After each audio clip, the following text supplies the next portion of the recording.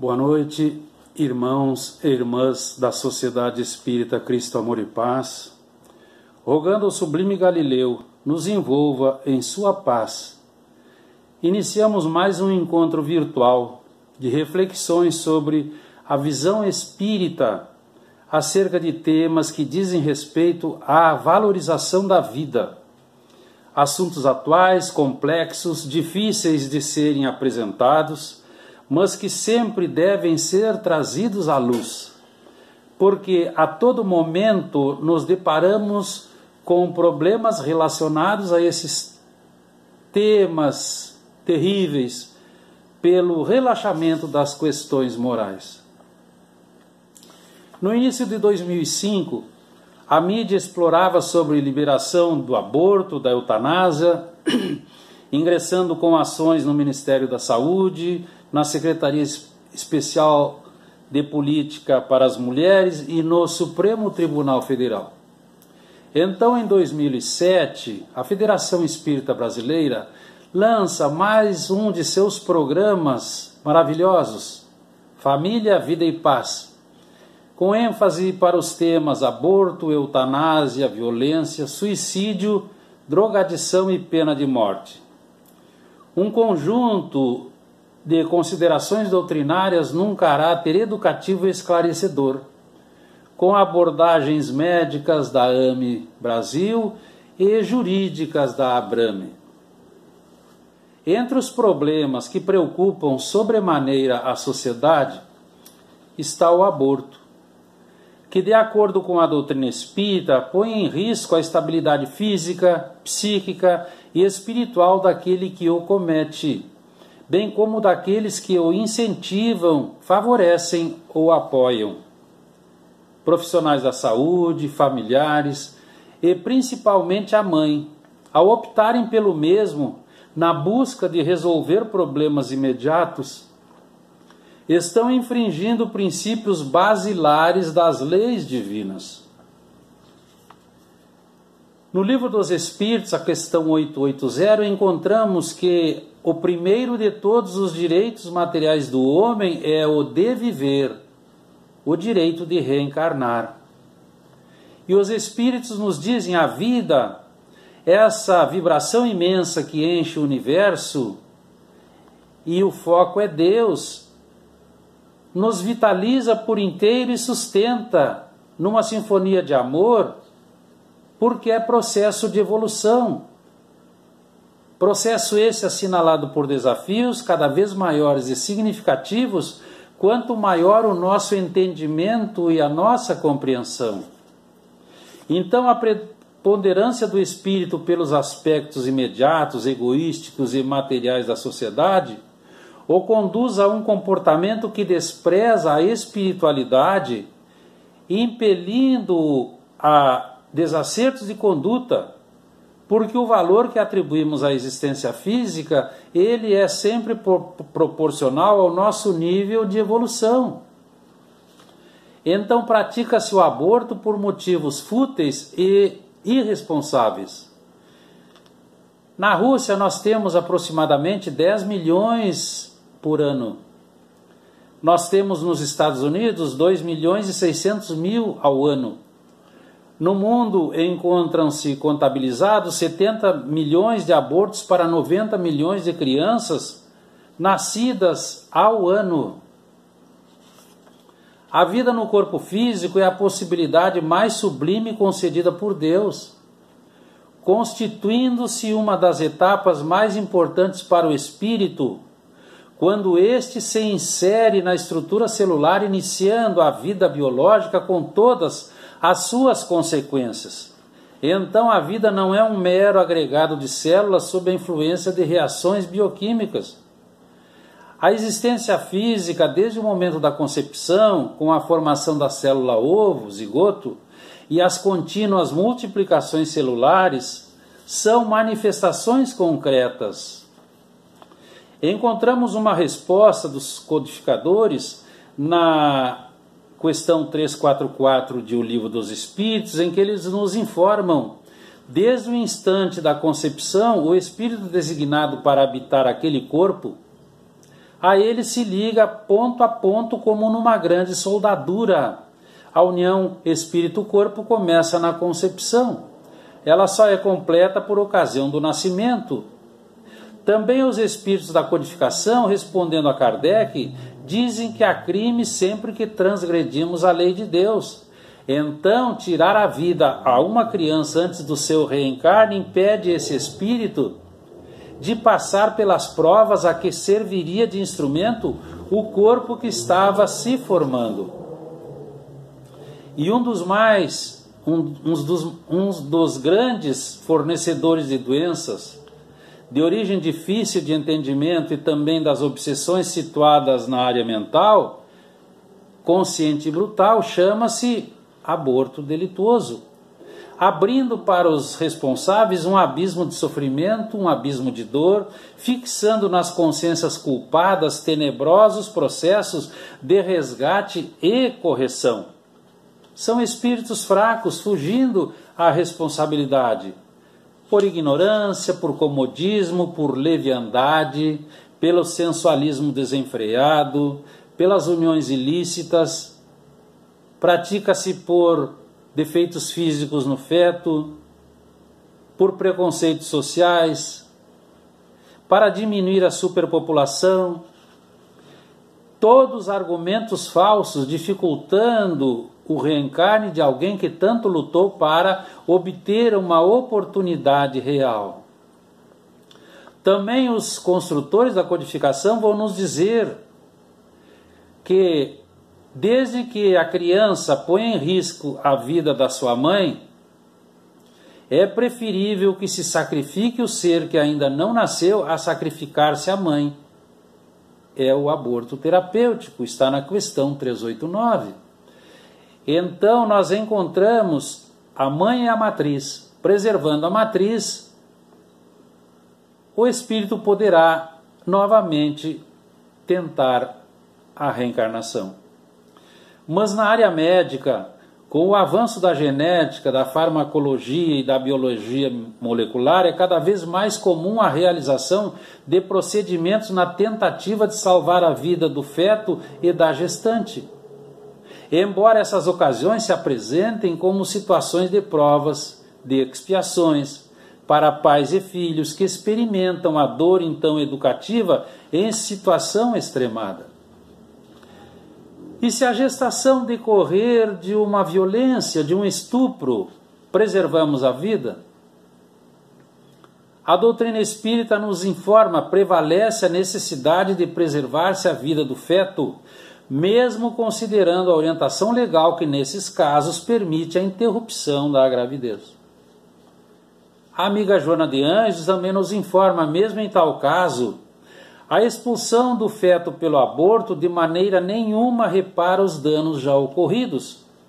O espírito que chega ao dolorido colo maternal através de fatos tão difíceis vai transformar-se depois em floração de bênçãos sobre as agonias em que aquele coração materno se esfacelou. Allan Kardec então pergunta aos construtores brilhantemente qual o objetivo da providência divina, criando seres especiais. É o aborto piedoso ou eugênico. E os construtores então vão informar, eles sofrem por efeito das limitações de toda ordem e da impossibilidade em questão de se manifestarem mediante órgãos não desenvolvidos ou bloqueados. Mesmo sendo portador de lesões graves e irreversíveis, o feto deve ser preservado, pois o seu corpo físico é o instrumento de que ele necessita para a sua passagem pela terra, atendendo aos projetos divinos de progresso a que está destinado.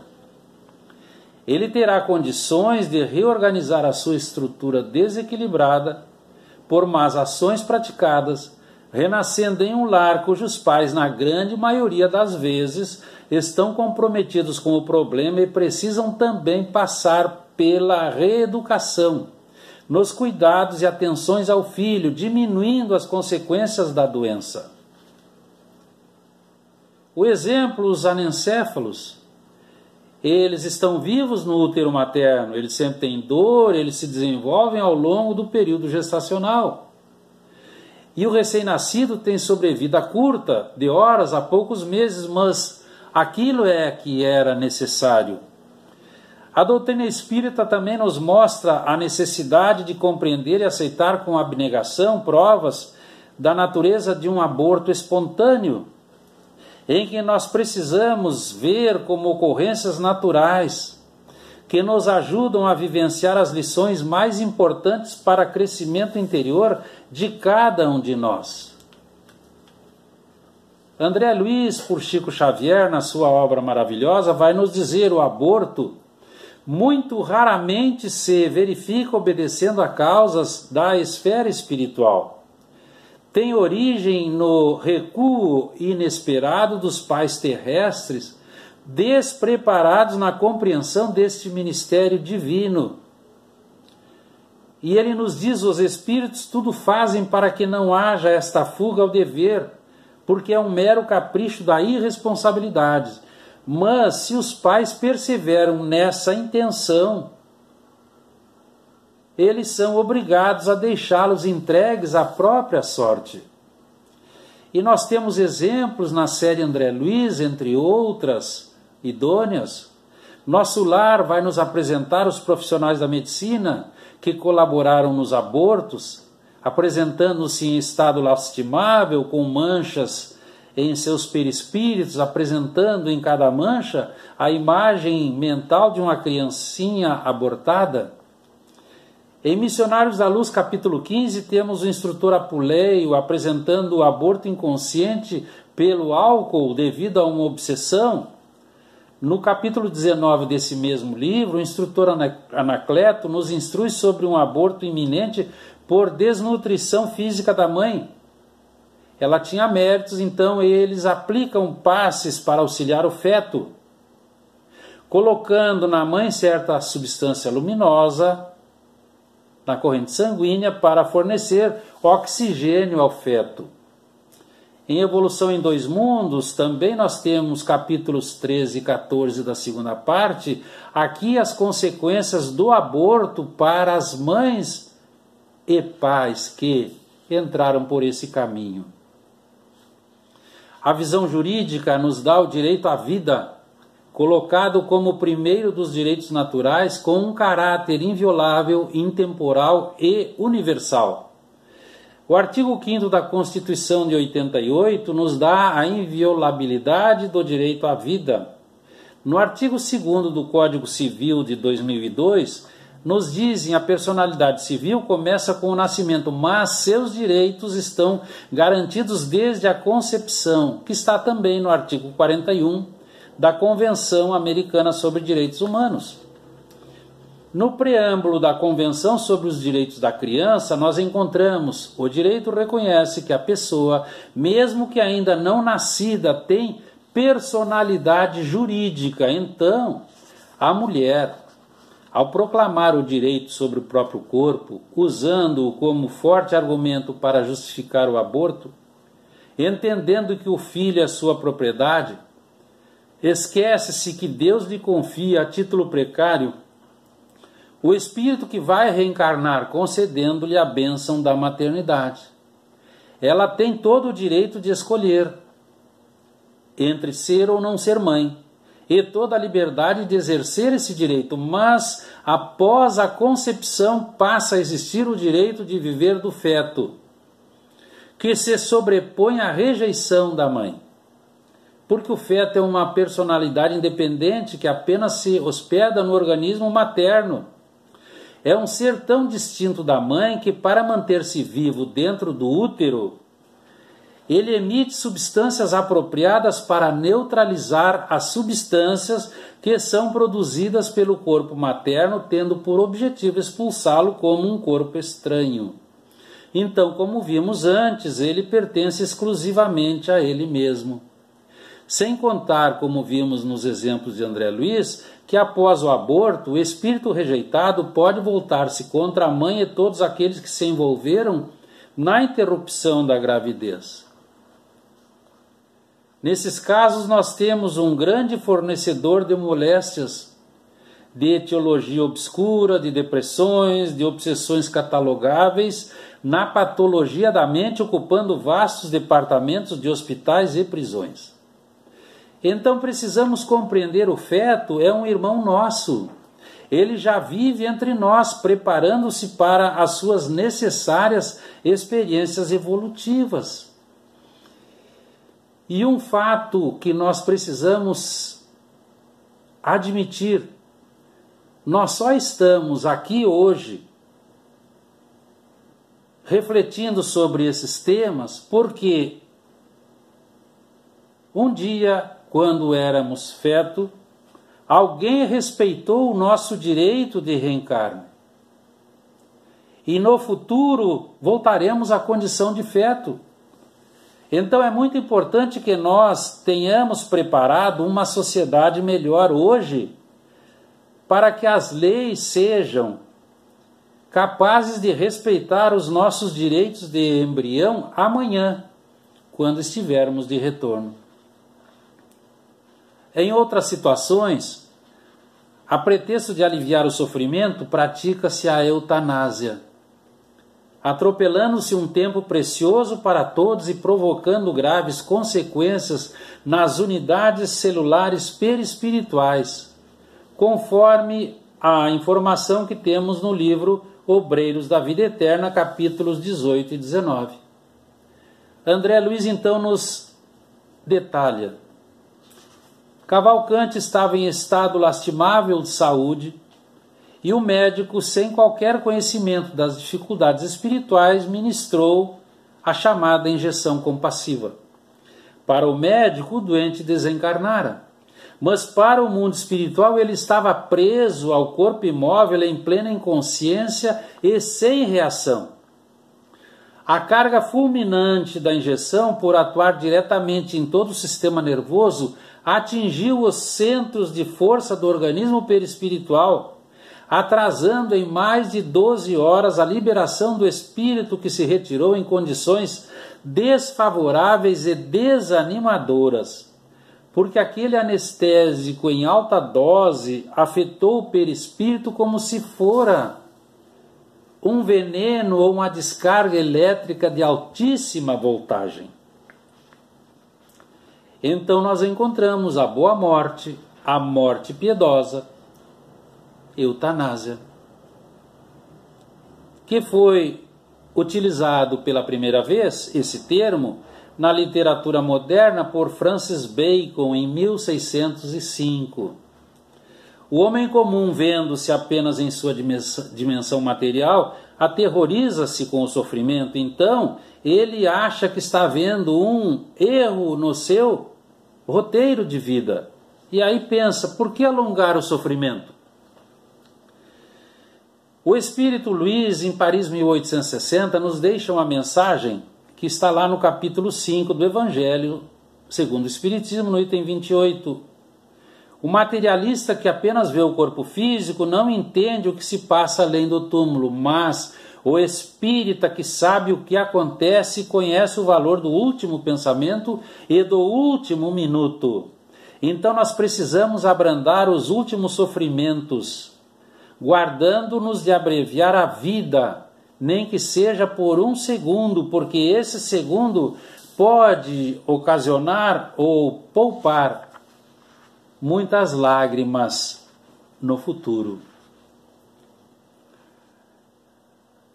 No ano 400 a.C., o doutor Hipócrates deixa escrito que eles, médicos, eram procurados pelos doentes fartos de viver, pedindo eutanásia.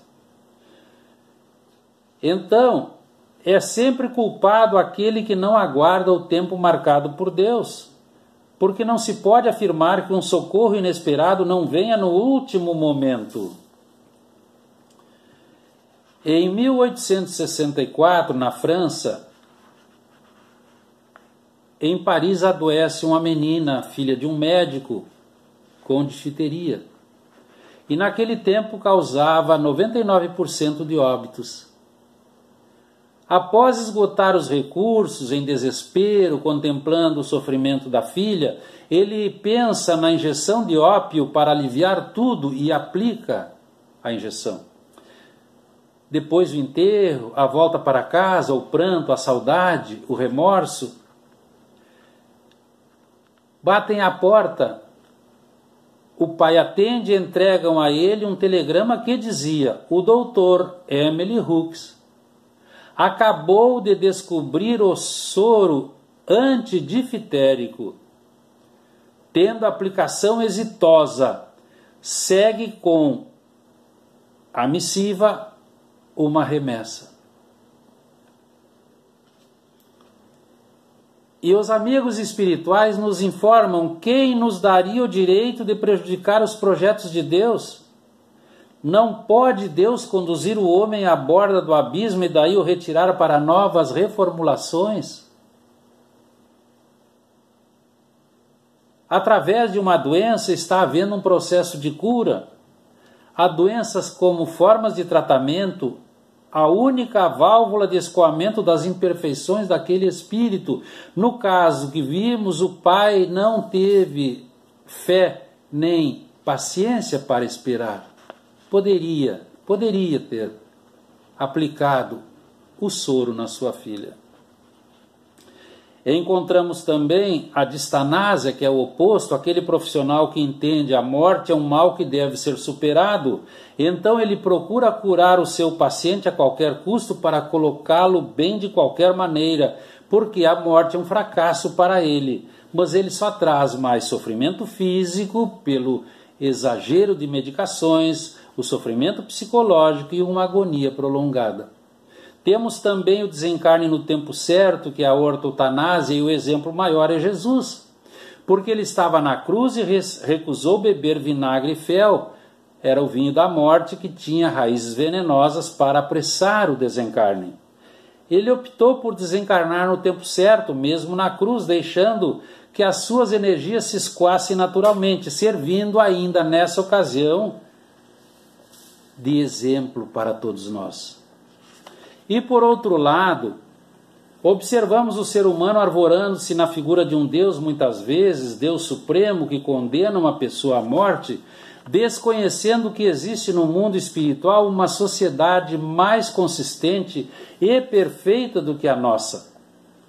Essa punição que o Estado impõe àquele delinquente ou contraventor é um crime, e os que a impõem se sobrecarregam de outros tantos assassínios, porque a pena de morte não se justifica, e a sua supressão marcará um progresso na humanidade, porque um crime não pode ser solucionado por outro.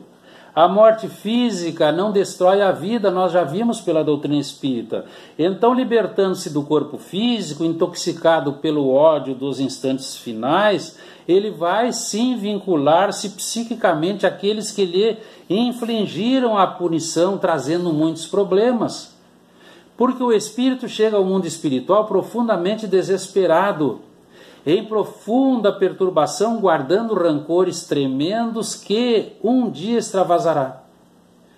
A pena de morte apenas atesta o ódio contra o criminoso e não o direito e o dever de minimizar a sua culpa e reeducá-lo, para que ele possa então ressarcir a sua dívida com a sociedade. Após tudo o que nós examinamos, compreendemos a nossa caminhada é planejada constantemente pelas nossas mentalizações. Então qualquer mudança real no trajeto virá unicamente de nós. Aí surge aquela questão: existe culpa ou existe responsabilidade? Nós vamos esclarecer ou vamos condenar? A lei de causa e efeito se apresenta sobranceira. Então, ante a oscilação moral, nós não devemos condenar nenhuma pessoa. Jesus já dizia: alguém te condenou? Vai e não tornes a errar, eu também não te condeno.